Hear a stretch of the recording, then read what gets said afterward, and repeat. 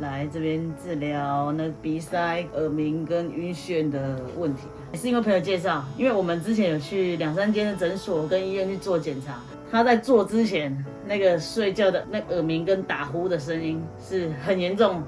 那打呼的声音是像雷一样。做完疗程之后发现，整个是完全无声音，你还会想要去碰触他一下，他有没有呼吸？耳朵方面的话，本来都是会接近重听，因为光我们在家里看电视啊，本来都开10好，